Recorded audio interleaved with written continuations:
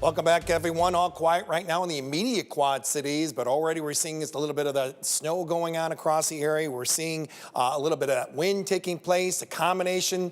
That's the biggest concern that we have as we go through the evening hours. Look at these active alerts that we have until midnight. We've got advisories out here. We've got some warnings out to our west. Of course, we're dealing with some wind, and in some areas, especially west of the Quad Cities, could peak around 60 miles an hour, maybe stronger. But then you have to factor in some of that snow that is going to be falling in some of our hometowns, even the snow that's already on the ground, like we saw last night in areas along the Highway 20 corridor. That's a dry snow, so any wind that picks up later this evening can really reduce some of that visibility. Here's our latest on as far as the snow is concerned. You can see it kind of mainly near the I-80 corridor and points northward. Maybe a light mix going on the farther south as you go, but you can see where some of those white bands are popping up just outside of Tipton near Maquoketa. Those are the ones that can briefly drop visibilities for like a good 1 or 2 minutes. So we're a little concerned about that. But we're not seeing a lot of the wind, at least, associated with these bands of snow that are located just north of the Quad Cities. All that wind is still located out to the west, and already we're seeing wind gusts around Marshalltown, over 50 miles an hour, over 50 as well in areas around Des Moines. Some of our hometowns, especially just to the west, will very likely be dealing with those type of wind gusts. Good news is at least all clear on the major roadways across eastern Iowa and northwestern Illinois. The only concern is located just outside of Jones and Jackson County, right near Monticello. That's where some of the pavement is getting a little covered right now, especially on the passing lanes that are going on. Right now we're seeing temperatures in the 30s, still around 41 degrees in Mount Pleasant, as cool as the 20s from Dubuque all the way heading into Rockford.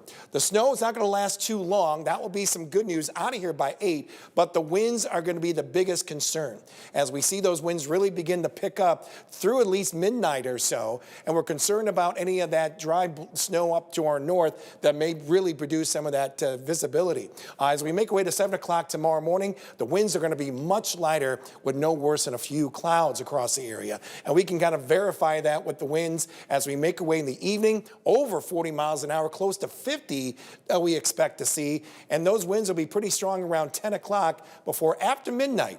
That's when those winds really begin to subside around the area. But still, that's going to create some type of a chill in the air. Overnight lows will be dropping in the low teens, colder farther north as you go. And then you factor in the wind, even though it will be a lot lighter, you're very likely going to be waking up the wind chills in the single digits, maybe below zero on those wind chills farther north as you go. Calmer skies overall on your Thursday. Can't rule out a little renegade flurry or snow shower by the afternoon. But it's really going to be about the cold that's going to be coming in behind those broken area clouds that will be rolling in by the afternoon. So before that does arrive, temperatures for highs will be in the 20s, possibly lower 30s from north to south as you go. And then Thursday night and the days to follow, that's where temperatures really begin to plunge, especially heading into about Friday morning. Look at that daytime highs on Friday, may not even reach 0 for the daytime high. And then going to Saturday, staying cold, might even include a few snow showers to go with it as well. But we're really concerned about Thursday night going to Saturday morning. This is where we're not only talking about below 0 on temperatures, but those wind chills could be as cold as 45 degrees below 0. I think the best chance for seeing that in some of our hometowns could very likely be going into Friday morning. And this is where we could be talking about a lot of school cancellations that may be going on. But these are the wind chills that we're looking at around Friday morning, going throughout the rest of our Friday. Still looking pretty nasty, minus teens, 20s, and that's not going to change much even as we make our way to Saturday morning as well. So we can't stress enough, any exposed skin, you are going to get frostbite. Okay, that's coming from my daughter who's a paramedic, all right? And she's seen plenty, young and old alike. And this is the category we may be talking about from 5 minutes to maybe about 20 minutes of any exposed skin that could get frostbite, all right? Now here's our 8-day tracker, and we do see some relief, very little, as we'll be seeing a stretch of teens going into next week, maybe 20s by early next week as well. But the trend does stay on the dry side. We'll be right back.